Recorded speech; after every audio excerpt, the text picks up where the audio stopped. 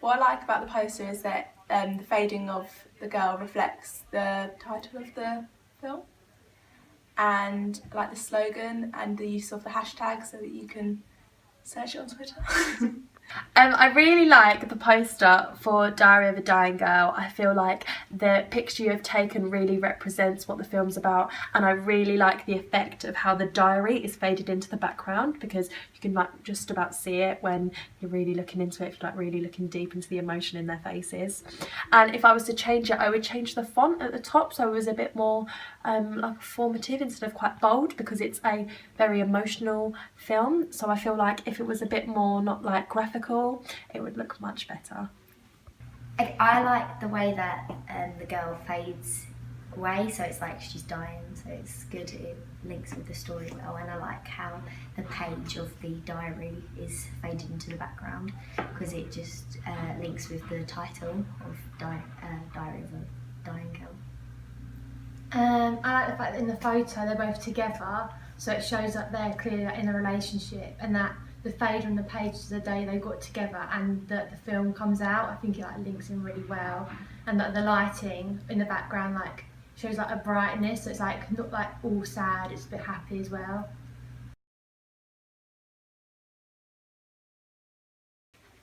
I like the magazine cover because it has bright colours and therefore it grabs your attention. I really like the magazine cover. I like how it's clear about the film, and I like the advertisement because it's quite realistic, just like a normal magazine. And I really can see clearly how you've used layers. Like I can see how Lauren actually wasn't in that background, but it's very clear of how you've done it, and it looks extremely effective. And I like the layers of how you've represented the title and the picture of Lauren. However, I would say that I don't really like the diary. I think it looks a bit naff. It looks just a bit discoloured. I think there's a theme of colour on the magazine, and then there's just a bright diary, which I get it's about a diary of a dying girl, fair enough, but I feel like if it was a bit more like discoloured, deep, because it will represent the film's emotion and genre. I liked how you used the Empire title because it's a well-known magazine for films, so it looks good and looks more realistic.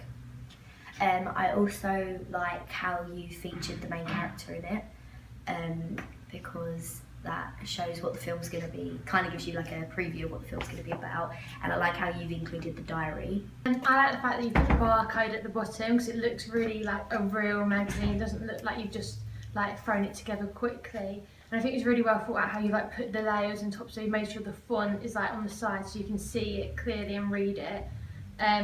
Also like the fact that on the bottom it has like different like images of different things like separate to the magazine, because on a magazine cover normally it's not just that, it has other information as well, which I think works really well.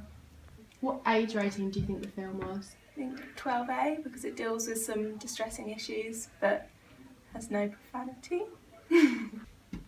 What genre do you think the trailer was, and why? I think the trailer was a romantic film because it shows two people falling in love and the struggles that face them throughout. What was good about the trailer? I found the trailer was just so lovely because at first you think it's going to be a really romantic love story, and you're just really like just love how you can see how they meet, and then it is so clear when you can see something goes wrong, and that's not just from the acting, it's from how it goes unfocused on the pictures and the speed of the video, because it really does show that something's changing, and then when the music changes it kind of changes how you feel about it. And I think like there's just so many good effects in that, and the slow motion is just amazing. And I really like how you've done the slow story being told but not giving away anything too obvious, which also reels the audience in a lot, and it makes me really want to see it, and I really do want to see the film. What did you think about the quality of the filming and editing? I liked how you use opacity to put the diary dates, like flicking the pages with their actual dates when they're like walking the dog and going through the park, and I thought that was really effective because it shows that the relationship has progressed over like a long period of time. And I also liked how you put in the dates of like when it's coming out and stuff with using the blue background, because even you kept it consistent throughout. So even though it's a sad film, you put the whole the blue to match the diary. And Okay, I like at the beginning it was like a short reverse shot of him actually like asking her on a date, and like the conversation between that, because it made you feel like you're a part, like you're each character every time they spoke, because you're able to see like the transition between them talking. And I also liked that when Hope like collapsed or fainted the first time, the camera went really blurry, which was like as if you were her eyes, which quite like, and because it was like a low angle shot, you were able to see Kevin like run, which made her look really weak and like made you feel like you were Hope in the situation, which worked really well.